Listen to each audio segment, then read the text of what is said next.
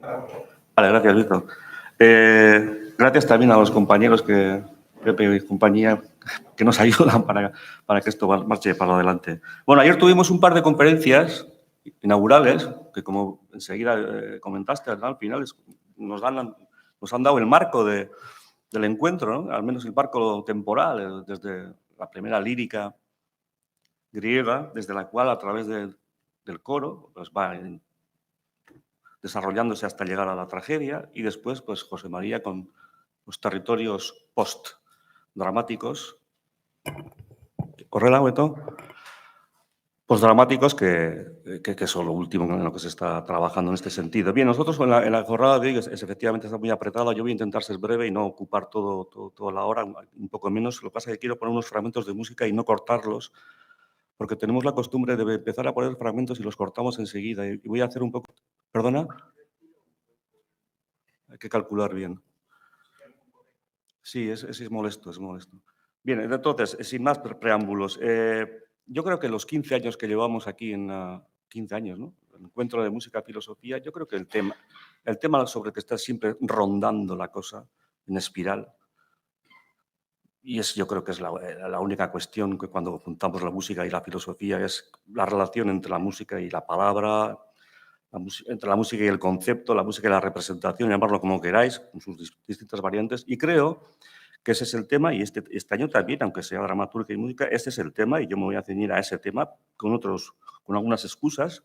Por ejemplo, en este caso, la encrucijada Monteverdi, que no voy a hablar de Monteverdi, simplemente es una excusa para simplemente plantear una pregunta filosófica en torno a lo que ocurrió en la época de Monteverdi y el nacimiento de la tragedia, de la ópera moderna, ¿no? De la ópera moderna. Bien, entonces, esta relación de música y palabra, música y concepto, tiene su dialéctica histórica y tiene puntos en los que esta dialéctica se plasma como una auténtica confrontación y una auténtica lucha, y es lo que ocurrió precisamente en esta época de los finales del siglo XVI en Italia, los entornos de Florencia, en la que salta una disputa real, una disputa fuerte, que tiene incluso un lema que es prima la música, prima la parola.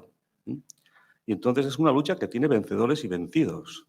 Y en este caso es claro que el vencido es la música reinante en aquella época, que es más o menos la polifonía que todos conocemos, y la música triunfante o el ganador de esta dialéctica, de esta disputa, que es la ópera, que es la nueva ópera. Y entonces la polifonía simplemente subsiste con estertores, y sin embargo ya la ópera se dispara y llega hasta nuestros días. Yo tengo dudas yo pienso que se está acabando también, como José María, en alguna forma, este tipo de la ópera tradicional que conocemos. Esto quedan 4 días, no queda como la tauromaquia, por cierto.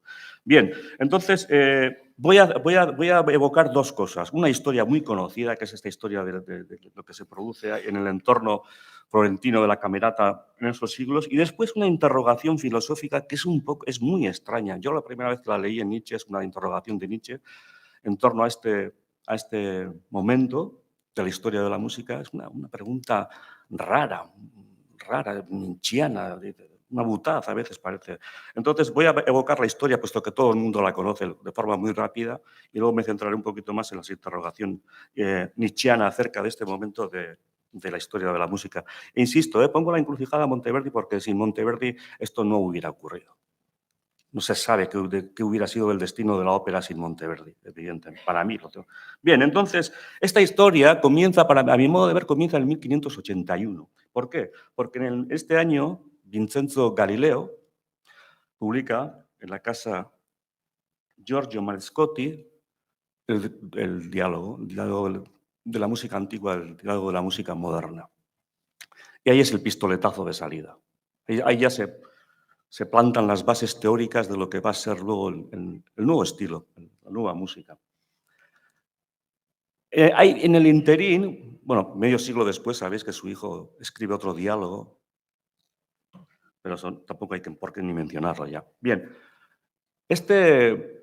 a partir de la publicación en 1581 de este libro, del Tratado de la Música Antigua y de la Música Moderna, hay una especie de interín, digamos de unos 20 años, en los que supongo por lo que he leído también además, es que en torno a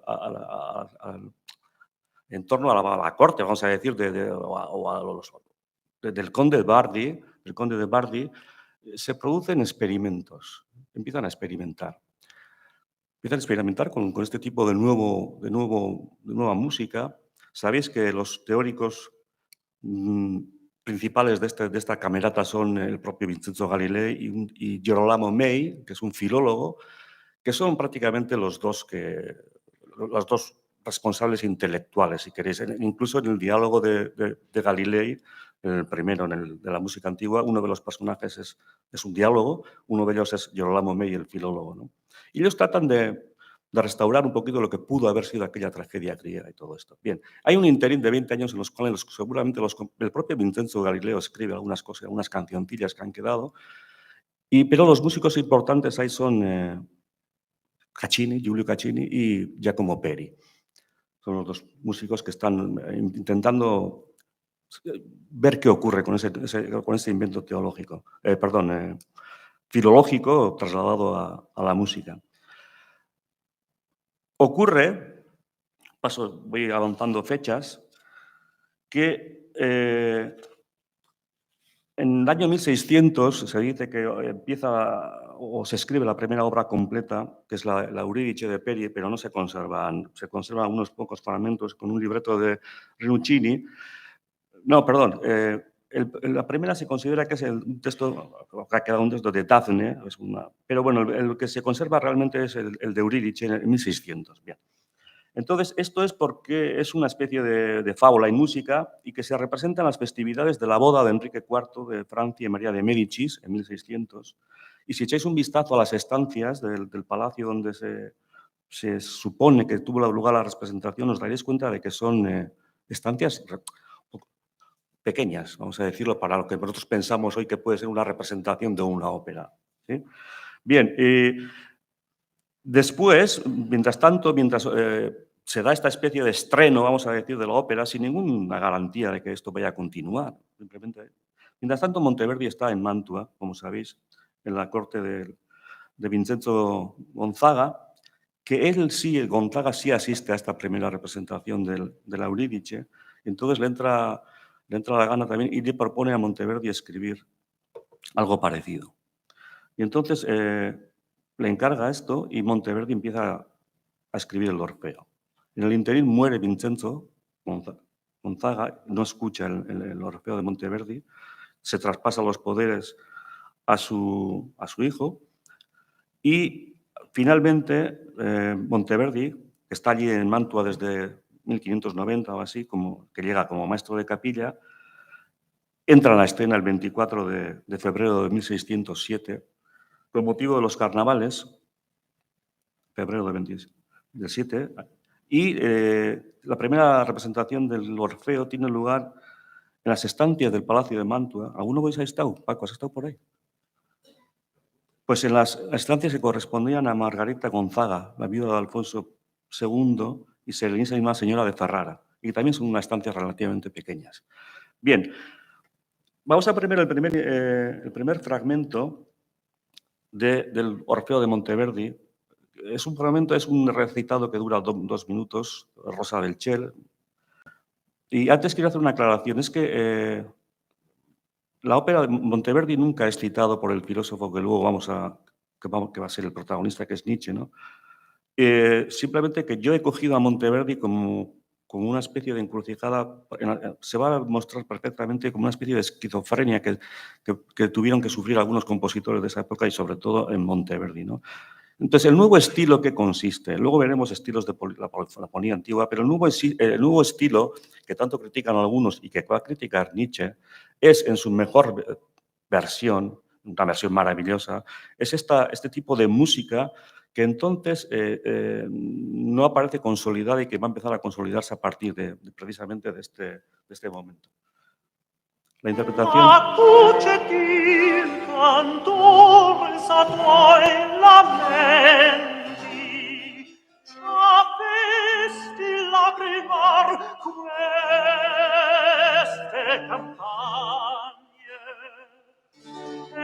al son tenavamos a cetra, non fai te cocio io le vale il coci, sia testimon del cuore.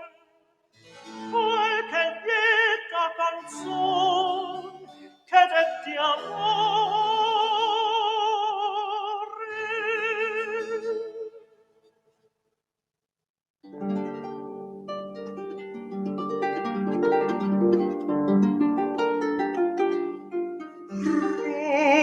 Rosa del ciel, vita del mondo, e degna prole di lui che l'universo affrena. Sai che il tutto circondi e il tutto ammiri dagli stellanti giri. Dimmi, vedesti mai di me più lieto e fortunato amante? Fu ben felice il giorno mio ben che pria ti vidi. E più felice l'ora che per te sospirai, poiché al mio sospirar tu sospirasti. Felice. Al final tengo que cortarlo porque bueno, no está mal, ¿eh? No está mal. Retener esta música porque es la música que va a ser objeto de crítica por parte de un filósofo, el filósofo Nietzsche. Bien, se estrena el Orfeo y poco después muere la esposa de la mujer de Monteverdi. Y Monteverdi, deprimido, vuelve a casa paterna en Cremona. Llega enfermo también, no solamente melancólico por la muerte de su mujer, sino llega enfermo. Por lo visto, los alrededores de Mantua tienen alguna especie de terreno pantanoso que es un poco insalubre. Monteverdi coge algunas fiebres y vuelve agotado a casa de su casa paterna en Cremona y rechaza volver a la corte de Mantua porque el hijo de Vincenzo no tiene buen feeling con él. Entonces, ya incluso antes del Orfeo, porque evidentemente Monteverdi había escrito otras cosas, había escrito varios libros de madrigales, y ahí en eso solamente lo voy a mencionar porque es muy conocido. Ahí comienza la famosa polémica con Artusi. Artusi es un compositor que defiende, vamos a ver, los presupuestos de Charlino y de la música antigua y de la primera música, de la primera práctica, etcétera, etcétera. Y en un escrito titulado L'Artusi, ovvero de la imperfeczione de la música moderna música, critica el excesivo uso de los cromatismos, el rebajamiento de los temas musicales, todo este tipo de cosas que le quita una especie de dignidad a la música y critica duramente al estilo madrigalesco, vamos a decir, entre otros de Monteverdi directamente, además mencionando algunas de las obras que critica en Monteverdi. Una de las obras que critica Artusi por ser una especie de amaneramiento de la música, por dedicarse a temas menores, por perder un poquito la elevación de la polifonía y de sus temas, es el madrigal Cruda Amarilli che col nome ancora. Vamos a escuchar un poquito, por favor. No es esto, ¿eh? No, es la siguiente. Donde pone Cruda Amarilli che col nome ancora. No, tampoco. Tienes que tener 4. Si no, no pasa nada. ¿Ves ahí un Cruda Amarilli? El segundo.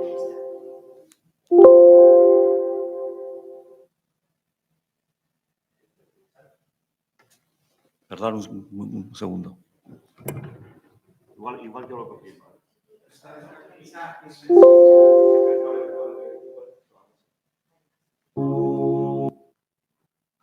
Esto es criticado,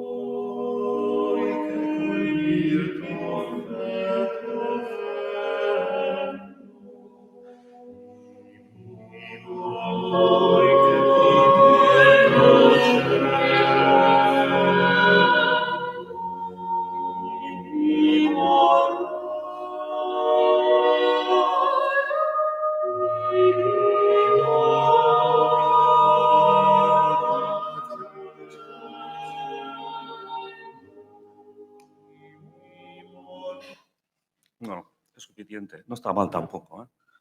Bien. Comienza el debate en torno entonces a la primera y la segunda práctica. Monteverdi contesta indirectamente a las acusaciones que le hace Artusi. Y a diferencia de los monodistas, sin embargo, Monteverdi abordó su crisis estilística a través del madrigal. Al igual que la Camerata, estableció el axioma del predominio de las palabras sobre la armonía. Hay, por ejemplo, una postdata a uno de sus libros, Scherzi Musicalis, pero condujo a un resultado diametralmente opuesto porque lo aplicó a la polifonía, no contra ella, como hicieron los florentinos. Es decir, Monteverdi, aunque yo lo he tomado como una referencia de la segunda práctica, no es un representante puro de la segunda práctica, porque combina ambas prácticas, Monteverdi. Monteverdi, cuando abandona Mantua, se presenta a Roma con su hijo para lograr trabajo, no logra el trabajo y en 1613 se presenta al puesto vacante que queda de maestro de capilla en Venecia, San Marcos. Claro, la música que lleva probablemente sean las vísperas y una misa al estilo antiguo, una polifonía, que vamos a ir un fragmento.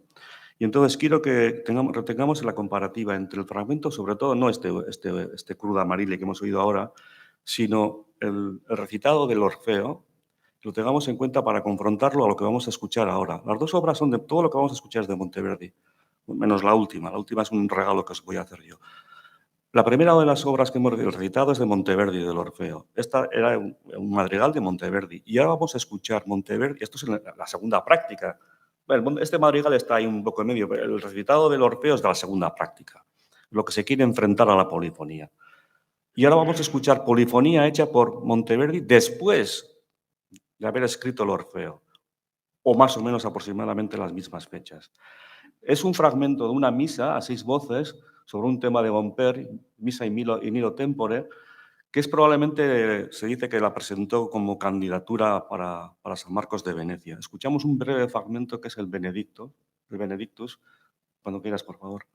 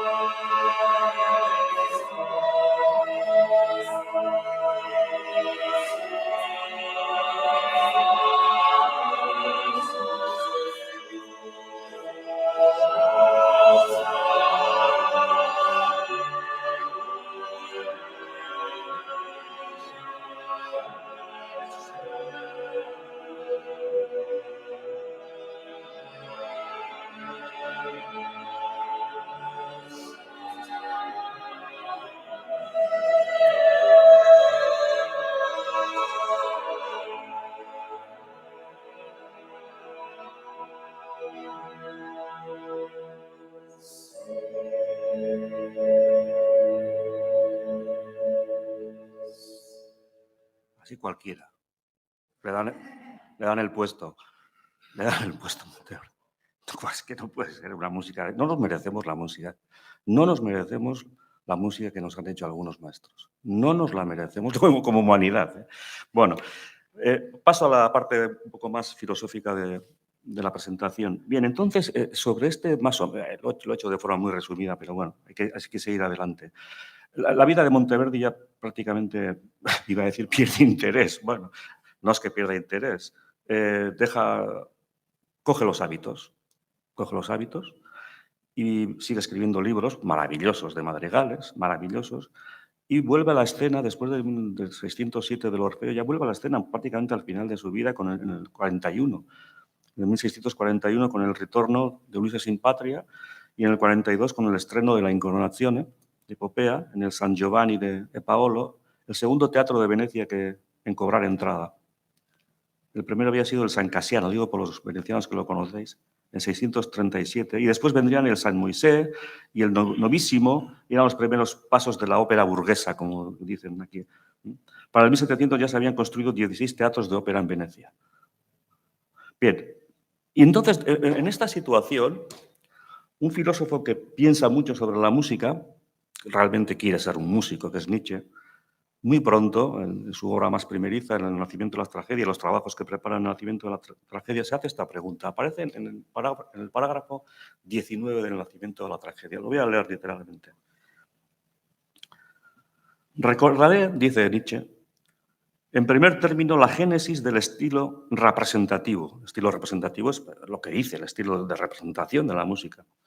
Y del recitado, recordaré en primer término la génesis del estilo representativo y del recitado, que es un poquito lo que hemos escuchado en la primera parte de Monteverdi.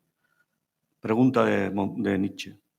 ¿Es creíble que esta música de ópera, completamente volcada hacia lo exterior, incapaz de devoción, haya podido ser acogida y albergada con favor entusiasta, como si fuera, por así decirlo, el renacimiento de toda verdadera música, por una época de la que acaba de alzarse la música inefablemente sublime y sagrada de Palestrina? A nosotros esta disputa nos queda como un poco ya muy atrás. Pues claro que sí, pero bueno. Nietzsche se pregunta, yo en lugar de Palestrina, Nietzsche en ningún momento menciona a Monteverdi, en ningún momento de su obra menciona a Monteverdi, pero menciona a Palestrina, pero la misa que hemos escuchado es una polifonía que bien podía haber sido o parecida a la de Palestrina, ¿no? Entonces, Nietzsche dice, ¿cómo esa época que estaba con la música de Palestrina o con la música del propio Monteverdi que hemos escuchado, de la polifonía esta, cómo ha podido soportar o acoger con tanto entusiasmo esta otra nueva música que hemos escuchado aquí, de los recitados y de todo esto? ¿Qué ha ocurrido ahí? Continúa. Y por otro lado, ¿quién haría responsable del gusto por la ópera que se difundió con tanto ímpetu únicamente a la sensualidad, ávida de distracciones, de aquellos círculos florentinos y a la vanidad de sus cantantes dramáticos? No hay que disminuir el peso que tiene el ego y la subjetividad de los primeros cantantes, de Peri, de Caccini y todos esos que empiezan a querer.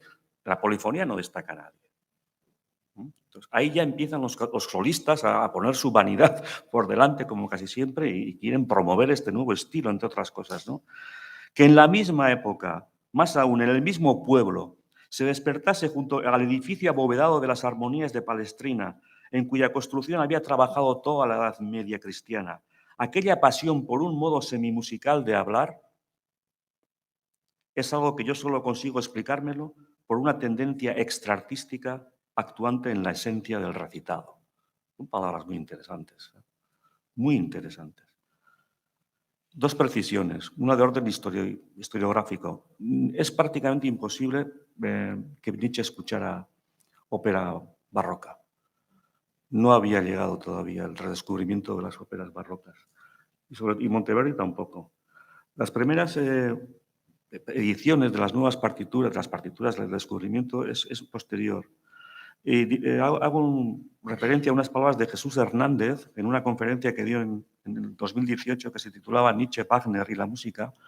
Dice estas palabras: hemos de tratar con cuidado lo dicho por Nietzsche sobre los comienzos de la ópera en Italia, porque las obras de Monteverdi y sus contemporáneos no empezaron a ser conocidas y editadas, con alguna excepción como el Orfeo, hasta los alrededores de 1900. Sin embargo, se sabe que Nietzsche escuchó con curiosidad algunos fragmentos de Rameau en 1886.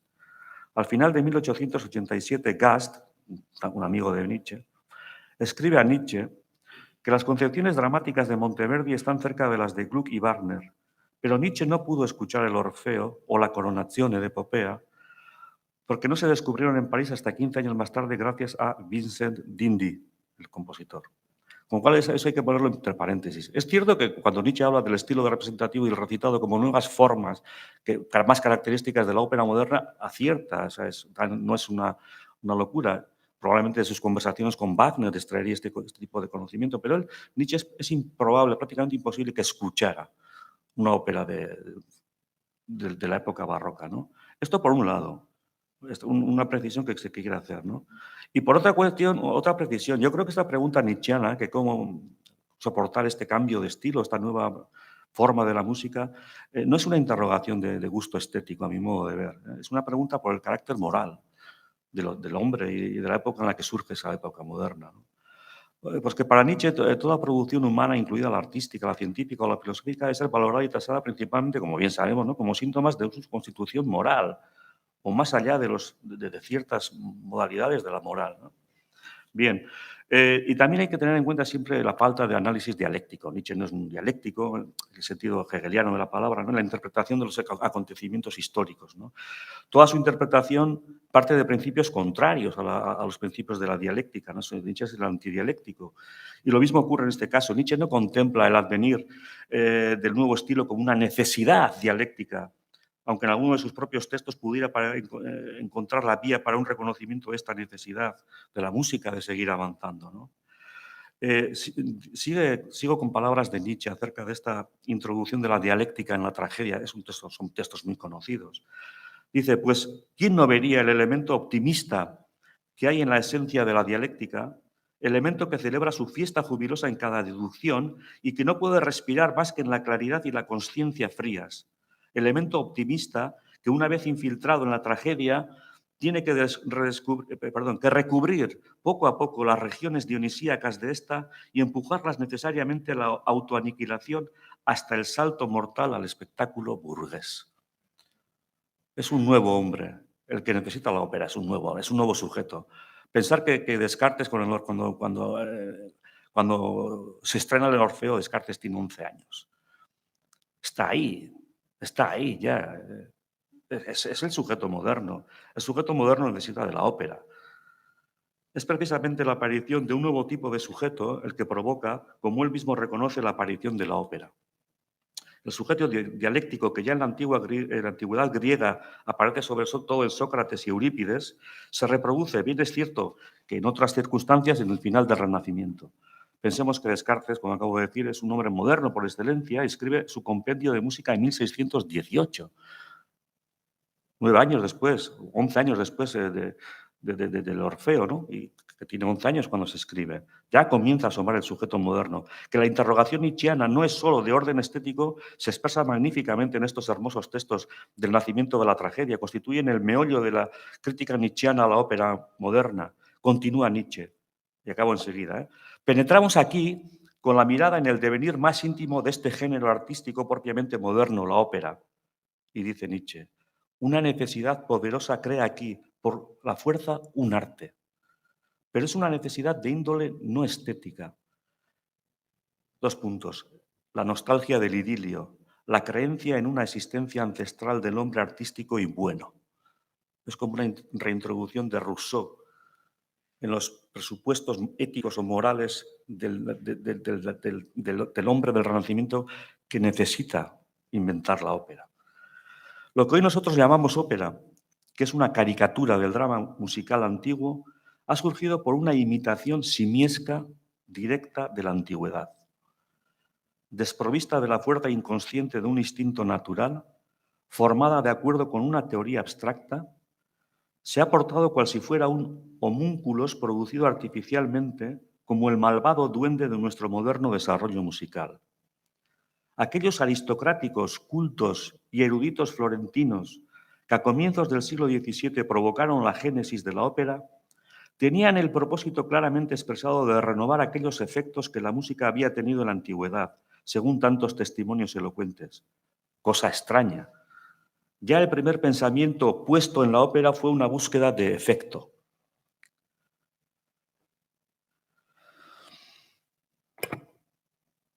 Con tales experimentos quedan cortadas o al menos gravemente mutiladas las raíces de un arte inconsciente, brotado de la vida del pueblo. Para el desarrollo de las artes modernas, la erudición, el saber y la sabiondez conscientes constituyen el auténtico estorbo. Todo crecer y evolucionar en el reino del arte tiene que producirse dentro de una noche profunda. La historia de la música enseña que la sana evolución progresiva de la música griega quedó de súbito máximamente obstaculizada y perjudicada en la Alta Edad Media, cuando tanto en la teoría como en la práctica se volvió de manera docta a lo antiguo. El resultado fue una atrofia increíble del gusto. En las continuas contradicciones entre la presunta tradición y el oído natural, se llegó a no componer ya música para el oído, muy bonita frase, sino para los ojos. Esto todo es Nietzsche, ¿eh? Los ojos debían admirar la habilidad contrapuntística del compositor. Los ojos debían reconocer la capacidad expresiva de la música. ¿Cómo se podía lograr esto? Se dio a las notas el color de las cosas de que en el texto se hablaba. Es decir, verde, cuando lo que se mencionaba eran plantas, campos, viñedos, rojo-púrpura, cuando eran el sol y la luz. Esto era música literatura, música para leer. Nietzsche, el nacimiento de la tragedia. Ahora bien, teniendo en cuenta estas precisiones, cabe pensar con Nietzsche que todo el nacimiento y desarrollo de la ópera moderna parte de un suelo antimusical. ¿A qué llamamos musical? ¿A qué llama Nietzsche musical? Esta es la cuestión que nos interesa. Dice Nietzsche, y acabo con las palabras de Nietzsche, lo que de música queda todavía es o bien música para la excitación o bien música para el recuerdo. Es decir, o bien un estimulante para nervios embotados y gastados o bien pintura musical. Acabo yo con mis reflexiones. La segunda práctica buscaba mayor expresividad en la música. Hoy en día quizás eso ya nos aburre un poco. Incluso somos capaces de encontrar mayor expresividad a veces en la primera práctica que en es decir, en la arquitectura polifónica. La primera práctica no es platónica ni tiene fundamentos filosóficos basados en Platón. Es cierto que ellos recurren a las palabras de Platón, a las famosas palabras de Platón en la República, cuando dice que lo primero es el texto y después se acomoda. No, Platón dice eso, claro que sí, pero no cualquier texto. No cualquier texto. No creo que Platón de la República aceptara los textos del Orfeo o los textos de Tristán y Isolda o los textos de la Incoronazione di Popea como aptos para hombres y ciudadanos libres. De todos modos, al imaginar el asombro y la fascinación que, según Nietzsche y otros cronistas de la época, se produjo en la gente al escuchar cantar versos con una sola voz y con un instrumento de acompañamiento, es decir, la monodia y la invención del bajo continuo, más o menos, que son los recursos técnicos novedosos en los que se basa todo el estilo representativo y como tal toda la ópera moderna, uno se pregunta, ¿no ha habido siempre este tipo de canto? Los trovadores, los juglares y demás, ¿no se habían enterado de ello en Italia? Por supuesto que sí, lo que ocurre es que hay otros matices. Además, el madrigal es un estilo que prepara perfectamente la sensibilidad hacia la monodia y el recitado. El madrigal es una transición de la polifonía a la monodia operística, como se ve, por ejemplo, en los textos, en el libro del compositor Luzzaschi, en los madrigales para cantar y sonar. Nosotros, como Nietzsche, sin embargo, ya no somos un público y una audiencia tan impresionable. Ya no nos reímos y lloramos tan fácil con el recitar cantando, tal como en la Italia del 16 o 17. Recuerdo que nosotros, los jóvenes de Lezo, que escuchábamos música tumbados y en la oscuridad, muchas veces, la decepción que nos llevábamos cuando empezábamos poco a poco a aprender inglés y a entender lo que nuestros héroes musicales decían, casi siempre era una decepción. Estaba muy por debajo de la música que escuchábamos, ¿no? Al final, lo que Nietzsche critica es en la segunda práctica es la subordinación de la música a la retórica. Eso es una tesis clara, ¿no? El recitativo, clave del gusto por la ópera moderna y que Nietzsche lo relaciona con un gusto extraartístico, lleva en sí el principio del aburrimiento y cavó su propia tumba en la época del romanticismo. La necesidad juvenil del afecto y el sentir frente a la serenidad polifónica de la contemplación es lo que ocurre. El mundo individual, finito, frente a la arquitectura universal de la polifonía. Allí suena el hombre, una mujer, un hombre. Aquí la humanidad. Allí la vanidad del individuo solista, socrático. Aquí la sabiduría del coro, del pueblo. Para finalizar, dos cuestiones. La primera, más técnica, es la siguiente. Ya ha sido antes más o menos debatida también por nosotros en otros encuentros. ¿Es en esencia la música algo que ha de ponerse al servicio de la representación? ¿Es superior en cuanto que refleja y trae consigo más adecuadamente el espíritu trágico, dionisíaco de la vida, como diría Nietzsche? ¿Prima la parola, prima la música, prima el estilo representativo o prima la polifonía que se olvida de lo representativo y es solo en el fondo un ruego, una alabanza en el que el texto, un miserere o un benedictus qui venit, se diluye en ese fluir hipnótico, ¿no? de como hemos oído? Y por último, vosotros y nosotros que tanto hemos estudiado el destino de las artes y de la música, es verdad, es el problema de Nietzsche con respecto a la visión trágica de la vida frente a la visión optimista socrática, ¿es un falso problema o es un problema ya superado? ¿Es un problema para nosotros eso o no es un problema? En caso de que no sea un problema para nosotros, ¿ha logrado el arte superar la era del sujeto socrático, del científico tecnológico, de la dialéctica y de la filosofía, del conocimiento teórico del mundo? ¿Le queda a la música algo por hacer, tanto en este horizonte como en otro situado más allá del drama? ¿Puede ella resucitar el espíritu de la música o ha quedado sepultado, como anunció hace tiempo Hegel, por los siglos de los siglos? Bueno, voy a dejarlo aquí. Esta es la segunda cuestión fundamental. Hablaremos de esto. Todo esto era simplemente una presentación de la problemática y para acabar un regalo, a aquellos que no conocéis, un regalo de una polifonía de un autor español magnífico, Alfonso Lobo, que compuso este Versaes in Luctum para las exequias probablemente de Felipe II. Me imagino que algunos lo conocéis, es una obra extraordinaria y es un homenaje mío a la primera práctica y a la polifonía.